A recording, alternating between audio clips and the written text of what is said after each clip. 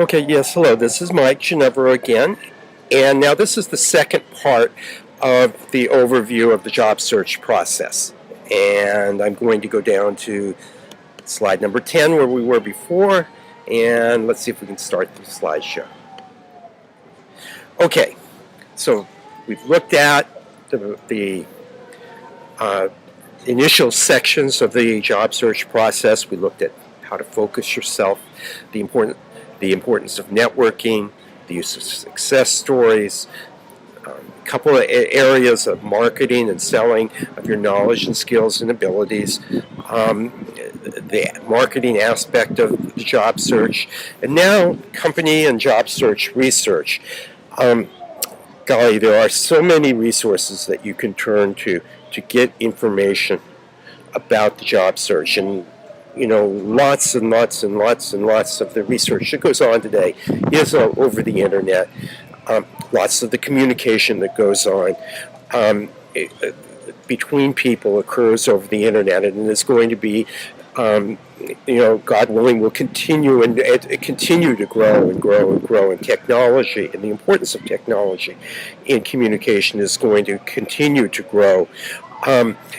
There are many places that you can go to access the internet to get help in the job search using the online tools.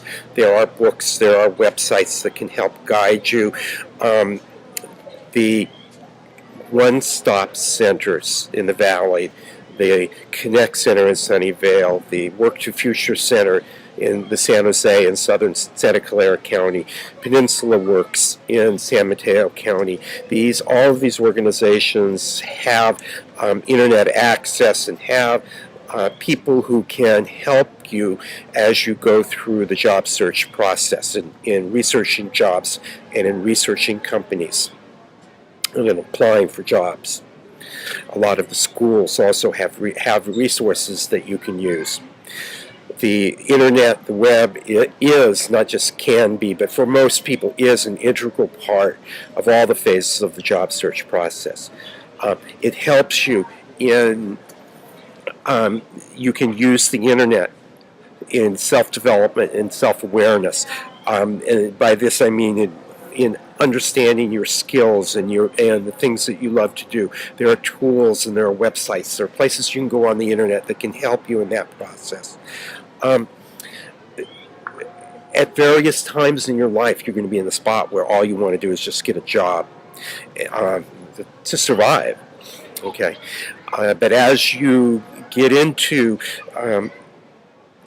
more stable job situations, and as your interests develop and change, you very likely are going to look for a career. And the internet, the web, has lots of sites that can assist you in the career research. There are government sites that are available. There are sites like the Richard Bowles site that came out of his book on What Color is Your Parachute. There is a site called the Riley Guide that has career information in it. My own website has career information that I've extracted from various government sources. So you can use the web for your career research. Understanding, the more you know the industry, the marketplace where you want to work, the better decisions that you can make and the more attractive you can become as an employee or as a manager in an organization. And so doing market and industry research you can do on the internet, company research, job search research, and again, communication and networking. The internet, though, is not the only tool that you can use. And I want to go ahead for a second. Okay, let me go back. Go to the library, talk to reference librarians to get assistance in the job search, in finding companies and finding positions. Talk to your friends, talk to colleagues. These areas of networking that you do the chances are that networking is going to, in some way, lead you to your next job. And it doesn't have to be people who are closest to you. It can be acquaintances that you have, sort of friends of friends. Talk with people as an integral part, as a basic part of your job search, and as a basic part of your research. Okay, we're not going to divide up into success teams right now, but I leave this in here because it re-emphasizes the social aspect of the job search process. One of the worst things that happens to people when they're unemployed is that they get cut off from the social world. And one of the best things that happens for most people in the job search is that they find ways to connect with other people. And the term success team is, again, a term that the professionals out at ProMatch used for their small group support group teams that would meet once a week, informally, peer group led, to discuss the job search process. And all I want to do here is just emphasize, and when I do a formal lecture lab class, I actually have the class break down into success teams each week or during each session of the class. But look for other people. If you can start a support group yourself with people you know who are looking for work, that can help you, it can help them. And success teams work. They really help people find jobs, help people sorting out their lives, sorting out their careers. Okay, informational interviews. Okay, there are the hiring interviews that we're all familiar with and that we all dread in one way or another. And then and you don't have to dread. And then there are the informational interviews. The idea of informational interviews is that you meet with someone to get information, to do research, to study some aspect of your career development, your life development, your job search. The basic purpose of an informational interview is not to apply for a job. It is not a hiring interview. It's not an excuse to say to somebody, "Oh, hello, here's my resume. Is there a job you can give me?" No, informational interviews are to get information. And it is critically important that when you set up an informational interview with a person, that you keep that focus of getting information. Typically, the person that you interview is an individual who's doing the work that interests you or an expert in your career interests, not a hiring manager. So usually it's a peer, somebody but who is actually doing the work that you want to do, who is actually working in the company that you have an interest in. And you go in and sit down and talk with them about their background, about their career, about how they got trained for their particular job, about the career path that they're following, about the company, sometimes about the manager that it has a position open. But you use the informational interview to get information about virtually any aspect of the job search process. Now, what happens, and happens a significant number of times, is as you're talking with somebody, they go, whoa, this person really knows something about this job, knows something about this company or this industry. You know, and then you always prepare for your interview. You come in professionally dressed. You're on time. All that stuff, and you can be a very impressive person during the informational interview. And the person you're talking to can go, "We might have a job that's a good fit for this person," or "I might know somebody who has a job." And so, often, not every time, but often the informational interview leads to a potential job. And the key here is, though, that the person that you are talking with, you are the one who is asking the question, the person who's answering the question, comes back and says, do you have a copy of your resume? Yes, you have it, if they asked you for it. If they ask you, are you interested in talking with somebody else? Almost certainly the answer is yes. But you let them be the person that you're talking with, open up the possibility of a job. Let the other person in the informational interview ask you for your resume. You don't hand it to them. You're there to ask questions. When they ask you for their resume, then you hand it to them. That's when you hand it to them. Okay.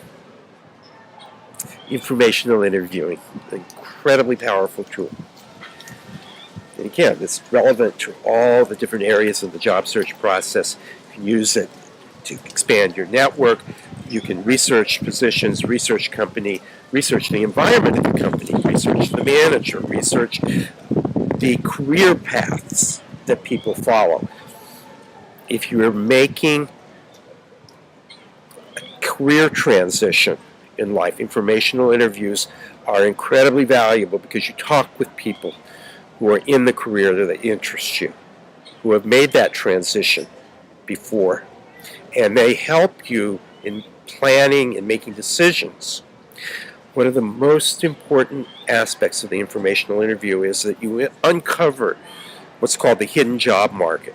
The vast majority of jobs that are available in companies are not advertised anywhere. And you've got to remember that the vast majority of jobs are not advertised. People are thinking about a job. Employers are saying, if the right person comes along, I'm going to bring him in for this position because I can use this role. I can use a person in this role, but I don't want to go advertise and get 1,000 resumes of people who aren't qualified for it. I want to wait till the right person comes along. So there are a lot of different reasons for the hidden job market, but the underlying reality is that the vast majority of jobs that are available are not advertised, and you uncover them through your networking, and you can uncover many of those jobs through the informational interview process, because the person you're talking to goes, we've been thinking about about opening a job requisition for such and such a position. If the right person came along, you might just be the right person. Let me talk to a manager. Let's see what we can do. All of a sudden, you are alone in applying for a job that winds up to be tailored exactly for you. And informational interviews can be your doorway into that hidden job market. The hiring interviews, remember, informational interview is with a peer, somebody who's doing the work that really interests you, but generally not a hiring manager. Fundamentally, it is a research activity. Hiring interview is with the hiring manager. The manager and her team conduct the interview. They ask the questions, and is fundamentally a decision point in the hiring process.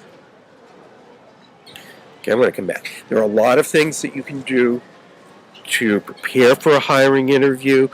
The success stories, the networking you do, the research you do, practicing those success stories, anticipating the questions that people are going to ask you, practicing your responses, writing down in advance the questions that you have that you want to ask the employer about the job or about the company, about the environment, about whatever, okay?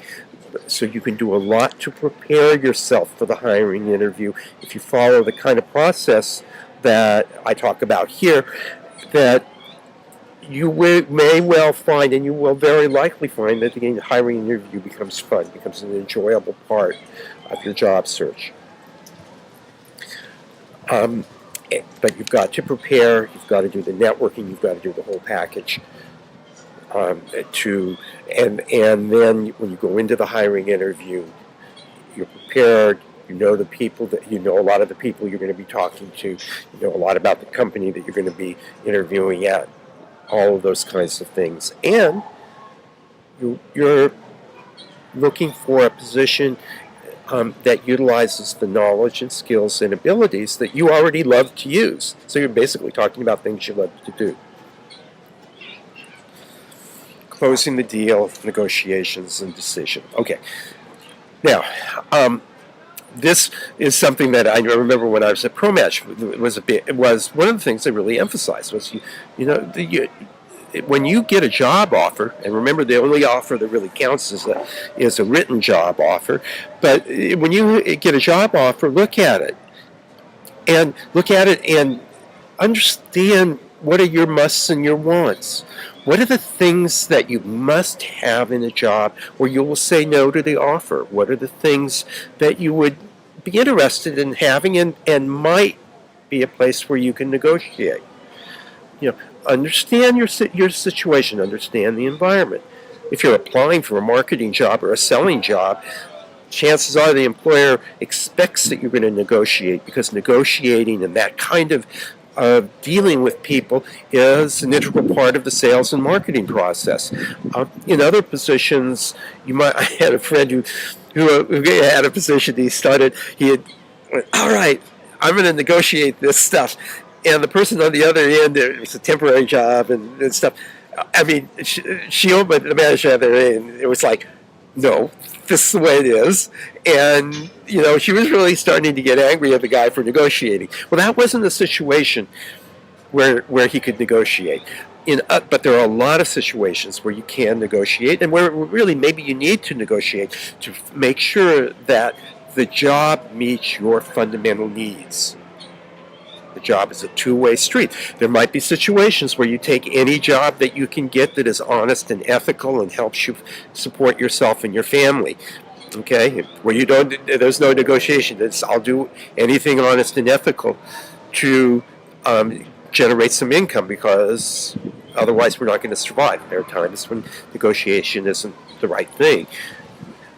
But there are a lot of times where you can negotiate, and you always have to look at, what am I getting in this job? How does it compare to my musts and my wants? What I must have, or I say no, where I'm willing to compromise, and integrate it into your life.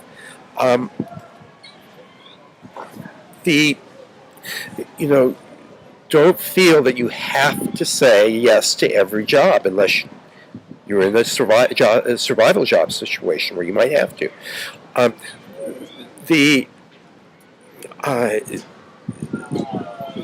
When you get an offer, look at it, make sure that it is the right one for you at this point in your life. Make sure you get an offer in writing, and then make your go no-go decision. And if you decide not to, then don't fret about that, saying no to a job offer. Get out there and go apply more, go do more research. There are always other jobs out there. You can find them. You can find work. You can find work ultimately that is rewarding and satisfying for you, as well as helps you support yourself and your loved ones. And then the last step is planning your future and really starting all over again. Getting a job, and when I say starting all over again, what I mean is you need to go look at every job as being temporary. There is no such thing as a permanent job. There's no such thing as a permanent job. Every job is temporary. You are always, in one form or another, in job search mode. You are always going to be building your networking, refining your resume, developing your skills, understanding more about yourself and the direction that you want to go in. Your future is open. And getting a job is real work. It isn't easy. The better that you prepare for your job search, the more that you follow the kind of process that I described here, the better your chance of finding work, the better your chance of being successful in the job search and in your career development, ultimately in your life work choice. And the purpose of the work that I do in these videos is to help you prepare and carry out your job search, plan your career development, and eventually find the work that defines your life, that defines you as a person, defines your legacy. Thank you. Bye-bye.